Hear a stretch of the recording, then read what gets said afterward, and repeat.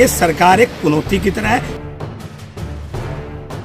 इस तरीके का निराशाजनक बजट आज तक के इतिहास में कभी नहीं हुआ और ना कभी होगा। इनको इतना नहीं पता कि तेल के रेट हर 5 साल के अंदर समय समय पर अप एंड डाउन होते रहते हैं, उसका बजट से कोई लेना देना नहीं है। इस देश में हो क्या रहा है, इस देश को ठगने का, लूटने का सारा बंदोबस्त कर दिया है। लोग किसी तरीके जी ना जाए। अच्छी तरह से उड़ जाते हैं। उड्डयन विभाग में जब कांग्रेसी उड़कर कहीं न कहीं चले जाते हैं, सड़कों पर चलते, राष्ट्रीय राजमार्ग जब चमचमाते हुए नजर आते हैं। ये पुराने टायर में पंचर लगाने के सामान है। वो 15 लाख आ गए कैसे? आपके खाते में आ गए होंगे 15 लाख। एक मिनट।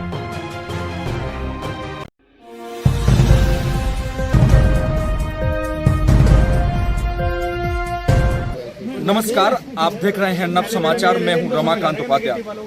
आज हमारा केंद्रीय बजट आज पास हुआ है, जिसको लेकर आज भारतीय जनता पार्टी का कहना है कि यह एक बहुत अच्छा बजट है। अमृतकाल में जिस प्रकार से लोगों के लिए एक बहुत महत्वपूर्ण बजट है और इससे हर प्रकार का उनको लाभ मिलेगा, चाहे वो गरीब तबके का है या मध्यम वर्ग का है या फिर कोई रिच फैमिली से भी बिलोंग करता है। हमारे बीच में मैं एक बार मैं परिचय करा देता हूं। हमारे साथ में भारतीय जनता पार्टी से मौजूद हैं अमित गोयल जी, और हमारे साथ में सुमन दहिया जी हैं, ये भी भारतीय जनता पार्टी से हैं। साथ में मुकेश डागर हैं, जो कि आम आदमी पार्टी से हैं। साथ में हमारे पंकज डावर साहब हैं, ये कांग्रेस से हैं। जो कि आज हम खासकर जो आज बजट पास हुआ है, आज निर्मला सीतारमण ने जो किया है उसको लेकर हम अहम चर्चा पहले अमित जी से सवाल कर लेते हैं। अमित जी, आज बजट पास हुआ है, भारतीय जनता पार्टी कहना बहुत अच्छा बजट। अमृतकाल में ऐसा बजट आज तक हुआ नहीं। लेकिन निम्न वर्ग और मध्यम वर्ग के लिए बहुत ही शानदार ये बजट है। आदरणीय वित्त मंत्री जी को और आदरणीय प्रधानमंत्री जी को हम धन्यवाद करते हैं। सभी क्षेत्रों का, सभी उसको आयामों को लेते हुए इस बजट को बनाया गया है। चाहे वो शिक्षा का हो, चाहे रोजगार का हो, चाहे वो नए एयरपोर्ट्स का हो, चाहे हॉस्पिटल्स का हो, चाहे वो किसानों के लिए हो, चाहे वो आपका आवास योजना के लिए हो। आप देखेंगे कि 1 लाख करोड़ रुपए प्रधानमंत्री आवास योजना के लिए लगाए जा रहे हैं। 1 लाख करोड़ से ऊपर कौशल रोजगार योजना में, प्रधानमंत्री जी की योजना में है। 157 नए स्कूल खोलने की प्लानिंग है। डिजिटल लाइब्रेरी के लिए है। 50 नए एयरपोर्ट्स हैं। बेरोजगारों के लिए 47 लाख बेरोजगारों के लिए 3 साल तक भत्ते की बात है। इसके अलावा मुफ्त राशन योजना जो है वो भी 3 साल तक आगे कंटिन्यू की गई है।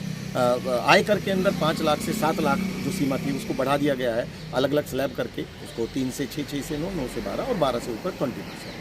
बहुत सारी और नए क्षेत्रों की बात। रेलवे के लिए आप देखेंगे जस्ट डबल बजट कर दिया गया। 1,20,000 के आसपास पिछले साल का बजट था, जिसको 2,40,000 करोड़ रुपए कर दिया गया है। ये इतने क्षेत्रों को छुआ गया है। बजट कैसा, अच्छा बुरा? मैं कह रहा हूँ बहुत ही शानदार बजट और इतना बेहतरीन बजट है कि सभी के लिए। ठीक है, हम आते हैं आपके पास, वापस आते हैं जी। सुमन जी, कैसे देखते हैं, आप भी भारतीय जनता पार्टी से, कैसे देखते हैं आज का बजट? अमृत काल में अमृत वर्षा की गई आदरणीय प्रधानमंत्री जी के द्वारा और हमारी जो वित्त मंत्री हैं सीतारमण जी, उनके द्वारा, और इतना सुंदर बजट पेश किया है जिसमें किसी भी वर्ग को छोड़ा नहीं है। सभी वर्ग को ध्यान में रखते हुए, चाहे महिला है, चाहे युवा है, चाहे किसान है, चाहे हमारे रोडों का काम है और चाहे रेलवे से लेकर सभी जगह उन्होंने भरपूर बजट दिया है। और सबसे बड़ा जो फ़ायदा पहुंचा वो मध्यम वर्ग को पहुंचा है। 7 लाख तक का जो टैक्स जो है में डिबेट दी गई है और स्लैब भी कम कर दी गई है। तो ये बहुत बड़ी बात है। और साथ में महिलाओं के लिए तो सबसे बड़ी बात है कि जो सबसे ज़्यादा ज़रूरतमंद चीज़ है टॉयलेट्स के लिए, 9 करोड़ के आसपास जो टॉयलेट्स बनाने का प्रावधान है। और साथ में पानी के कनेक्शंस, गांव-गांव के हर कोने तक भी पानी के कनेक्शंस जो है ज़्यादातर बजट इसके लिए दिया गया है। तो बहुत धन्यवाद। बहुत अच्छा बजट है, आपका ऐसा कहना। सुमन भैया कहना है बहुत अच्छा बजट है, अमृतकाल में अमृत की वर्षा हुई है। मुकेश डागर जी, आम आदमी पार्टी से, कैसे देखते हैं आज का बजट? देखिए, जितनी उम्मीदें थी जनता को वो आज देखने को मिला कि धूमिल हो रही हैं सारी चीज़ें। और ये जो बजट है, इस बजट में ये बड़ा ढोल पीट रहे हैं कि हमने मीडियम वर्ग के लिए बहुत बेहतरीन बजट पेश किया है। और इस बजट में हमने 7 लाख की छूट कर दी है। मात्र 50,000 रुपये का जो स्लैब है पुराने में और नए में, वही डिफरेंस है। बाकी बजट जो पिछली बार पेश किया था वही बजट है। इसमें सेना के लिए और जो नौकरियों की जो बात थी, बेरोजगारी खत्म करने की बात थी, इसमें कहीं भी उसका युवाओं के लिए कुछ भी प्रावधान उसमें नहीं किया गया। मतलब बजट कैसा है? अच्छा बजट बिल्कुल ठीक नहीं है। बैलेंसिंग और जो जनता को जो उम्मीद थी और जनता की उम्मीद पे ये खरी नहीं उतरेगी। हमारे साथ में कांग्रेस से पंकज डावर मौजूद है। पंकज डावर, कैसे देखते हो आज का बजट? भारतीय जनता पार्टी का दावा, बहुत अच्छा बजट, बहुत महत्वपूर्ण बजट, अमृत की वर्षा। देखिए, भारतीय जनता पार्टी के लोगों को शायद बजट के बारे में नॉलेज कम है। इनको बजट की, अपने बजट की कमियां ही नहीं मालूम। ये बजट पूरे तरीके से फ्लॉप है। कहीं पर भी महंगाई की बात हो, डीजल पेट्रोल के दाम हो, तो आप इस बजट में बताओ। किसानों की बात करते हो आप, खाद और यूरिया के दाम कम करे क्या आपने? क्या बात करें, ये कोई बजट है? इस तरीके का निराशाजनक बजट आज तक के इतिहास में कभी नहीं हुआ और ना कभी होगा। मैं इसके लिए बड़े कड़े शब्दों में निंदा करते हैं भाजपा की कि इस तरीके के वजन से आप लोग आम जनता के साथ एक क्या, और अभी आप थोड़ी देर पहले बात कर रहे थे कि भाई काफ़ी सारे शौचालय बनाए जा रहे हैं। खाली पेट तो भजन भी नहीं होते, शौचालयों का क्या करेंगे? आप अन्न का इंतजाम करो, गरीब आदमी के लिए अन्न करो, रहने के मकान का इंतजाम करो। आप एयरपोर्ट की बात करते हैं, आप एयरपोर्ट अडानी और अंबानी के निजी हाथों में देते हैं और उसके बाद आप बजट में बड़ी बेशर्मी के साथ बताते हैं। तो ये बजट पूरी तरीके से फ्लॉप है और निराशाजनक बजट है। एक महत्वपूर्ण मैसेज आप चारों के लिए मैं देना चाहता हूं। भारतीय जनता पार्टी के एक बहुत ही वरिष्ठ नेता सुब्रमण्यम स्वामी जी, उन्होंने एक मैसेज जारी किया है कि ये एक बजट एक किराने का बिल की जैसा। अमित, आप सही भाजपा के हैं। देखिए, मैं पहले अपने दोस्त पंकज डावर जी कांग्रेस के मित्र हैं, उनका जवाब दे दूं। इनको इतना नहीं पता कि तेल के रेट हर 5 साल के अंदर समय समय पर अप एंड डाउन होते रहते हैं, उसका बजट से कोई लेना देना नहीं है। दूसरा, इन्होंने कहा समय समय पर कंपनियां और सरकार लेना देना क्यों नहीं? देखिए सुनिए तो सही ना सर। समय समय पर तेल के रेट सरकार और कंपनी कभी 5 रुपए 6 रुपए डाउन भी हुए, कभी 1-2 रुपए अप भी गए हैं। इसका बजट से कोई वो नहीं है, समय समय पर रेट डाउन हुए। दूसरा विषय इन्होंने यूरिया का कहा, यूरिया के रेट भी समय समय पर सरकार, बड़े मुद्दे एयरपोर्ट का मामला, वो इनको अदानी अंबानी जी नजर आ रहे हैं। 157 स्कूल खोलने का, कॉलेज खोलने का, वो इनको नजर नहीं आ रहा। रेलवे के लिए जस्ट डबल बजट 2,40,000 करोड़ का कर दिया गया है, वो इनको बिल्कुल नजर नहीं आ रहा। 1 लाख करोड़ आवास योजना है, कौशल रोजगार नजर नहीं आ रहा भाई साहब को। लगभग 2 लाख युवाओं को कौशल रोजगार के तहत 1,20,000 करोड़ के करीब इसके अंदर लगाए जाएंगे। इन्होंने कहा कि भूखे मर रहे हैं, ठीक है जी। 3 साल राशन की योजना को कंटिन्यू कर दिया गया 47 लाख लोगों के लिए। क्या इनको कह रहे भूखे भजन कैसे हो? टॉयलेट की भी स्कीम इनको समझ में नहीं आ रही, आवास योजना भी इनको समझ, तो गरीब के लिए आवास योजना भी है, खाने गरीब की तो बात मत कीजिए, राशन कार्ड को लेकर बहुत दिक्कत चल रही है। देखिए, कुछ मुद्दे हो सकते हैं। लेकिन मैं अभी बजट के मुद्दे पे बात कर रहा हूँ, आप भी बजट के मुद्दे के लिए आए हैं। देखिए, समस्याएं कुछ हो सकती हैं, उनको दुरुस्त किया जाएगा। आज हम बजट के विषय पे बात कर रहे हैं, तो भोजन की व्यवस्था भी की गई है, आवास की व्यवस्था भी की गई है और नौकरियों की व्यवस्था भी की गई है। पंकज जी, ये कह रहे हैं नौकरियों की और आवास की व्यवस्था। देखिए, पिछले 8 साल से इस देश में एक ऐसी बेरोजगारों की सरकार है, मैं कह रहा हूँ इन लोगों को कहीं बेरोजगार नजर नहीं आता। लोगों के लिए काम नहीं है भाई साहब, दिल रोता है इन लोगों को देख के। आप जाके हर घर में बेरोजगार है। ये बात करते हैं बजट की, इन लोगों को मैंने कहा ना, इनके भरे पेट है, इनको भूखे पेट लोग नहीं दिखते। आप अन्न की बात करते हैं, आप जाके राशन कार्ड में लोगों के राशन काटने का काम कर रहे हो आप लोग, आप राशन नहीं दे पा रहे। और उसके बाद आप उज्ज्वला योजना, पता नहीं कैसी कैसी योजनाओं के अमृत काल, फलाना काल, ये क्या हो रहा है इस देश में? हो क्या रहा है? इस देश को ठगने का, लूटने का सारा बंदोबस्त कर दिया। लोग किसी तरीके जी ना जाए, कमा ना सके। ये सरकार की दोगली पॉलिसी है। बजट के नाम में झुंझुना, इस तरीके का कॉम्प्लिकेटेड बजट बनाए, आम आदमी को समझ ही नहीं आता। टैक्स के स्लैबों में, अरे भाई टैक्स तो जब भरेगा जब कमाएगा। बजट के नाम पर झुंझुना, सबसे पहले तो मैं ये बताना चाहूँ कांग्रेस भाइयों की, पहली बात तो वो खुद स्वयं बेरोजगारी पर आ चुके हैं, सड़कों पर आ चुके हैं, क्योंकि उनके हालात ठीक नहीं है। तो वो बजट को कैसे सही बता सकते हैं? मेरे भाइयों से ये पूछिए, बजट तो जो बजट है उसका रेशो, स्लैब बढ़ी घटी, ये सबको दिखता है।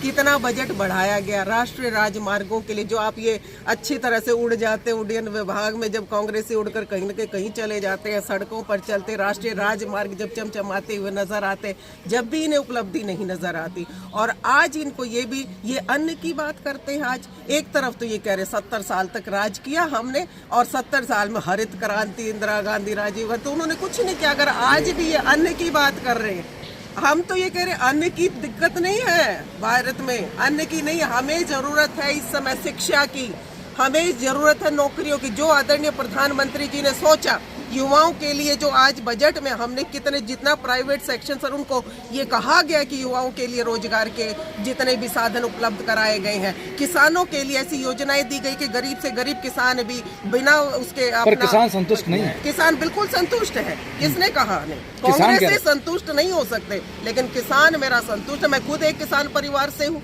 मैं संतुष्ट हूँ बिल्कुल, धनवापुर गाँव की जमींदार हूँ, सब कुछ। जी मुकेश जागर आम आदमी पार्टी जी। मैं भारतीय जनता पार्टी के दो हमारे साथी खड़े हैं, मैं इनसे पूछना चाहता हूँ इस बजट में युवाओं के लिए क्या प्रावधान है, कैसे आपने 2 करोड़ नौकरियां देने का प्रावधान उसमें कहा था, वो उसमें कहाँ है? ये इनका आखिरी बजट है, ये पुराने टायर में पंचर लगाने के समान है। जैसे पुराने टायर को चलाने के लिए पंचर लगा के उसको चलाया जाता है, उसी तरह से लीपापोती इसमें की गई है। पुराने टायर में पंचर। मैं अपने विपक्ष के मित्रों से पूछना चाहूंगा कि 10 साल में इन्होंने कभी आखिरी बजट है कभी तारीफ की है क्या? इनको नेगेटिविटी के अलावा कुछ नजर नहीं आता, पॉजिटिविटी इनको कहीं नजर नहीं आनी। 10 साल में आज तक इन्होंने बजट पे, मैं आपसे आपके माध्यम से पूछना चाह रहा हूँ, कभी 10 साल में इन्होंने उस टायर को, इन्होंने 70 साल राज करने के बाद कुछ नहीं किया और 10 साल का इनको बजट पसंद नहीं आ रहा। कभी तारीफ एक शब्द की भी की हो, अच्छे काम की तो तारीफ कर दो। मैं मित्रों से रिक्वेस्ट करूंगा अच्छे काम की। विपक्षियों की गाड़ी तो स्क्रैप के लिए जा चुकी है, ये टायर पंचर है, टायर की तो इनकी बात अच्छे कामों की सिर्फ गाड़ी तो चल रही है, तो ये मानते हैं गाड़ी 70 साल में कुछ नहीं किया, 70 साल में। देखिए हम बात कर रहे हैं 70 साल का बजट। उससे पहले मैं ये भी कहना चाहता हूँ कि यहाँ पे कांग्रेस के अलावा बीजेपी के लोग हैं, उनमें से वो भी पहले कांग्रेस में ही थे। ऐसा नहीं है कि वो जन्मजात बीजेपी के थे, वो भी कांग्रेस से आए थे। और आप इस चीज को आप मानो, इस 8 साल या 9 साल के सरकार को होने जा रहे हैं, इसमें देश का क्या हाल हुआ है। ये सरकार एक चुनौती की तरह है, चाहे वो कोरोना महामारी हो, चाहे नोटबंदी हो, व्यापारी को तोड़ने का काम किया और किसान और जवान इनको सड़क पे लाने का काम अगर किसी सरकार ने किया। सुब्रमण्यम स्वामी पे भी मैं आपसे एक मैसेज लेना चाहूंगा। उन्होंने कहा है कि जीडीपी ग्रोथ के बारे में उनको खुलकर रखना चाहिए। देखिए मैं तो उनसे गुजारिश करता हूं, अगर आप इतने ही सच्चे और वो है, वो खुल के बोलते। आज उन्होंने जिस तरीके के और बजट के लिए उन्होंने बोला कि ये किराने की दुकान का बिल है, आप उस पर एक्शन लीजिए, निकालिए बाहर अगर आप में हिम्मत है भाजपा के नेताओं में, क्योंकि वो सच बोलते हैं, सच बोलने की आदत नहीं है। चमचागिरी वाली पार्टी ये जो बन चुकी है, तो इस तरीके के बजट और इस तरीके की बातें ये हम लोग नहीं करते। जो बात सच है वो सच है। और जहाँ तक मेरे भाई अभी कह रहे थे कि आप तारीफ नहीं करते, तारीफ का काम करोगे अमित जी, सबसे पहले तारीफ करेंगे। आप एक भी काम ऐसा कर दो जो शहर के लिए, देश के लिए बढ़िया होगा, उसकी तारीफ करेंगे, ऐसा नहीं है। लेकिन जब गलती कर रहे हो तो उसको क्रिटिसाइज भी आप सुन नहीं सकते, तो ये तो बिल्कुल गलत है। देखिए पर्सनली ना लिया बात को, इस बात को किसानों के लिए, किसानों के लिए हाँ, डीजल में और खाद में किसी भी तरह का इन्होंने छूट का प्रावधान कहीं भी नहीं करा। लोन आप कैश सुनिए, में देने के लिए प्रावधान कर किसानों दिया, के अगर लिए इन्हें नहीं पता हो तो किसानों के लिए और डीजल में कोई छूट का प्रावधान नहीं किया। आवासीय योजना जितने मकान ये कह रहे थे कि हम देंगे गरीबों को, दिए गए हैं और अभी तक नहीं दिए गए हैं। वो 15 लाख दे दिए आपके, वो 15 लाख रुपए दे दिए। एक मिनट, वो 15 लाख आ गए कैसे आपके खाते में आ गए होंगे 15 लाख? एक मिनट, अभी थोड़ी देर पहले यूँ कह रहे थे कि भाई, ये थोड़ी देर पहले यूँ कह रहे थे कि भाई कांग्रेस वाले बेरोजगार हो गए। अरे आप 15 लाख दो, हम धंधा शुरू करें। आपने 15 लाख दे दिए क्या? 70 साल में अन्न नहीं दे पाए, ये कहते क्यों कांग्रेस वाले छोड़ के 8 जा साल रहे की हैं? बात कर रहे हैं, 70% 70 साल की नहीं, कांग्रेस खाली हो चुकी है। 70 साल की नहीं कर रहे क्या है? अगर 70 साल में काम किए होते तो एक भी कांग्रेस ही छोड़ के ना एजुकेशन में ये जाता। कह रहे हैं, एजुकेशन में ये कह रहे हैं कि एनजीओ के साथ मिलके हम काम करेंगे। इनको खाने कमाने के लिए एनजीओ दे दिया गया है, तो जिसके तरीके से ये खाएंगे और कमाएंगे भी। हम फ्री की लूट आज रेवड़ियां भारत नहीं का बांटते इंफ्रास्ट्रक्चर हैं। एजुकेशन फ्री के की अंदर, रेवड़ियां नहीं देते भारत हैं। के अंदर एजुकेशन के अंदर फ्री की रेवड़ियां फ्री की रेवड़ियां खुद ही खा रहे हैं, बांट नहीं रहे हैं। केजरीवाल जी की तरह देश का सत्यानाश नहीं कर सकते हैं। बड़े से बड़ा आर्थिक जो उसे पूछ लीजिए, क्या देश में कोई चीज फ्री मिल सकती है जो आदरणीय केजरीवाल जी बांटते फिरते रेवड़ियों की तरह? बिजली पानी फ्री, ये फ्री। भारतीय जनता पार्टी अपने देश के साथ देशद्रोह नहीं कर सकती। ये बहुत बड़ा देशद्रोही है। देशद्रोह। केजरीवाल देशद्रोह बता रहे हैं। देखो ये एक सभ्य समाज में इस तरह से बात करना नहीं, बिल्कुल बिल्कुल गलत। मैं आपके माननीय, मैं आपके सामने ये बात रखना चाहता हूँ, जितने भी विकसित देश हैं, विकासशील देश हैं, यूरोप की कंट्री हैं, हर जगह एजुकेशन का बंसीलाल प्रावधान जी ने किया कहा गया था है, जिसको ये कि फ्री की रेवड़ियां कहते हैं। ये बिजली, जनता का फ्री पैसा है, बिजली। जनता को हम दे रहे हैं, जिसको ये सबसे फ्री की बड़े रेवड़ियां कहते हैं। एडमिनिस्ट्रेटर मांगने गए जो और पुराने इन्होंने हमारे ये हमारे पूर्व implement मुख्यमंत्री कर रहे हैं। बंसीलाल जी होते ये थे। हमारे को implement लोगों कर ने रहे हैं। कहा कि इन्होंने आप खुद सरकार इनके बचाना प्रधानमंत्री चाहते जी तो ने फ्री बिजली की हिमाचल के घोषणा अंदर कर कहा है। दीजिए। बंसीलाल जी ने खड़े होकर सत्ता के बीच में कहा था मेरी सरकार कल जाती हो आज चली जाए, लेकिन जो मुझे फ्री नहीं बंसीलाल पड़ती को भारतीय बिजली जनता तो पार्टी मैं में किसको दे दूं? फ्री जब मुझे नहीं पड़ती पंकज तो जी। कैसे केजरीवाल के पास कैसे फ्री पड़ी है बिजली? कैसे फ्री बांट रहे हैं वो हमारे पैसे को और देश की धरोहर को निपटा रहे हैं। ये एक बहुत बड़ा आगे आने के लिए बहुत बड़ी उनकी कमजोरी है जो देश को नुकसान कर रही है। जी अमित जी, देखिए सब कुछ बात हो गई है। मैं कह रहा हूँ 10 साल में सब कुछ नेगेटिव रहा, क्या पॉजिटिव कुछ नहीं रहा बजट में। एक विषय, आज देश आदरणीय प्रधानमंत्री जी पे इतना भरोसा करता है, इतना विश्वास करता है, अगर एक भी अच्छा काम नहीं हुआ तो 10 साल से सरकार नहीं होती। और इनको इतना ही भरोसा है, 2024 चुनाव नजदीक है, इनको अपनी उसका पता चल जाएगा हम कितने पानी में हैं। अमित जी, और आज बजट के बाद शेयर मार्केट डाउन गया। देखिए share market up and down होना जो ना जाना एक अलग विषय, अभी उस पर चिंतन मंथन होगा। नहीं, कोरोना क्या काल बजट के बाद नहीं मैं बताती हूँ इसका और उसके इसका बाद वजह है कोरोना काल में आर्थिक तौर से जो हमारी मंदी आई थी उसको हमें बराबरी पे लाने के लिए समय लगेगा। आज हम कितना 1 साल ही तो हमें हुआ है जब हम कोरोना से बाहर निकल कर बाहर आए हैं। आज आर्थिक मंदी सिर्फ हमारे शेयर देश में मार्केट नहीं, डाउन सभी गया जगह है। बजट के बाद। पंकज रावत कैसे देखते हैं इसको? देखिए शेयर मार्केट जहाँ तक डाउन का संबंध है वो अडानी के कारण काफ़ी हद तक डाउन गया। उनके शेयर जैसे गिरे तो सेंसेक्स और निफ्टी दोनों गिरे, लेकिन आज जिस तरीके का बजट आया तो ऐसा नहीं है कि शेयर मार्केट आज डाउन गया। आज सेंसेक्स कुछ पॉइंट उठा भी है, उठा। ये देखो शेयर मार्केट को आप इससे कंपैरिजन नहीं कर सकते, वो इंटरनेशनल मार्केट और उससे चलता है। लेकिन जहाँ तक सरकार की अर्थव्यवस्था का है, अभी जैसे कहा कि भाई कोरोना काल के मंदे से, देखो उससे मैं इस चीज़ के लिए तो जो ये कह रहे हैं कि तारीफ की बात कर रहे हैं, इन्होंने एक बजट में सीतारमण जी ने एक बात कही थी कि भाई हमने 20 महीने तक लोगों को मुफ्त खाना बांटा, या कोरोना काल में जो करा है बजट में आप देखें उसमें लिखा भी हुआ है। तो कहीं ना कहीं अपने उसको आज भुनाने की नौबत आ गई। अगर आपने इतना कुछ किया तो बताने की जरूरत नहीं। तो ये बजट सुनिए, जो ये बजट है ना, ये जिस तरीके का बजट आया है, मैं बीजेपी वालों से कहता हूँ अपना होमवर्क पूरा करें। ये बजट सच में 100% बिल्कुल सरासर। देखिए आज हालात क्या रहे सुनिए, आज जो हालात है, आज महंगाई के क्या हालात है। आज तेल पेट्रोल की ये बात कर रहे थे कि 5 साल में कम होते हैं।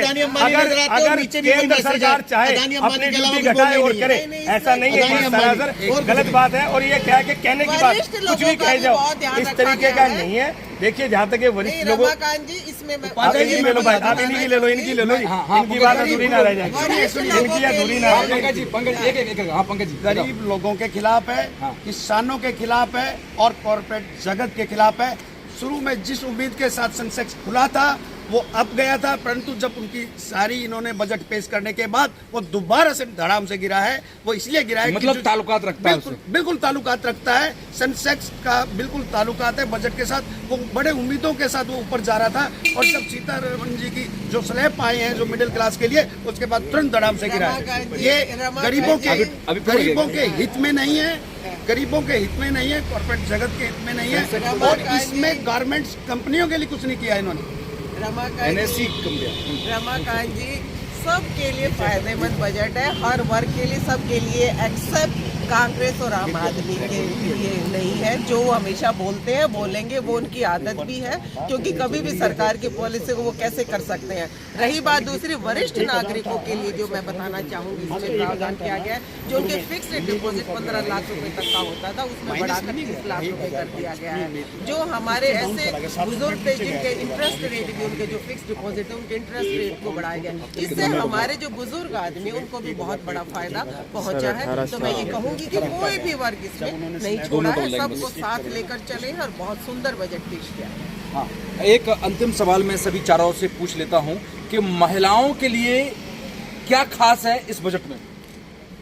आप शॉर्ट में बोलेंगे, महिलाओं के लिए क्या खास सकते हैं? अभी बहन जी ने बताया कि 15 लाख से 30 लाख रुपए कर दिया गया, जस्ट डबल उसको कर दिया गया। और जो भी स्कीमें महिलाओं के लिए थी, चाहे वो शौचालय की हो, चाहे वो पानी की समस्या हो, महिलाओं के लिए यही समस्या होती है कि भाई उसको आम जनमानस को जो सुविधाएं मिले उसमें कहीं को तकलीफ ना हो, उन सुविधाओं को दुरुस्त किया गया। जी, महिलाओं के लिए क्या खास? ग्रामीणों की जो महिलाएं हैं, छोटे जो लघु उद्योग खोलने के लिए, उनके लिए हमने जी पोर्टल पर ऐसी सुविधाएं बनाई गई हैं, उनका बजट बढ़ाया गया ताकि वो जो भी व्यवसाय जो अपने घर में बैठकर भी कर सकते हैं, उनको जो है जी पोर्टल के माध्यम से वो लघु उद्योग को बढ़ाने में और जो उनकी आर्थिक मदद करेगा उसके लिए बजट बढ़ाया गया है, टॉयलेट्स बढ़ाए गए हैं और साथ साथ पानी के कनेक्शंस का ग्रामीण क्षेत्र में प्रावधान किया गया है। महिलाओं के लिए क्या, कैसे देखते हैं आप? गरीब महिलाओं आम के आदमी लिए, पार्टी कैसे दिखता है? गरीब महिलाओं के लिए और गरीब महिलाओं की रसोई के लिए इस बजट में कोई खास चीज ये लेके नहीं आए, जैसे गैस सिलेंडर कुछ है, खास नहीं है। खाद्यान्न है, इनमें कोई भी छूट किसी तरह से नहीं दी। पंकज डावर, आप कैसे देखते हैं? आप बुद्धिजीवी, बताइए आप कैसे देखते हैं?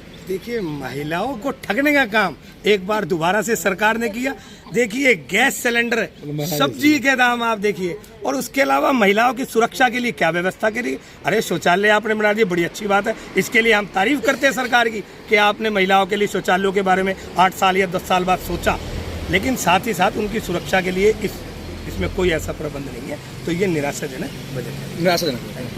हमारे साथ में ये 4 गणमान्य लोग मौजूद थे। जिस प्रकार से आज बजट हमारा देश का लागू किया गया 2023 का, जिसको लेकर सभी लोगों ने अपनी अपनी राय रखी। जिस प्रकार से आम आदमी पार्टी, कांग्रेस और भारतीय जनता पार्टी के लोग भी हमारे बीच में, उनका कहना है, भाजपा का कहना है कि बहुत अच्छा बजट इस बार रहा, परंतु कांग्रेस के लोगों का एक निराशाजनक ये बजट है।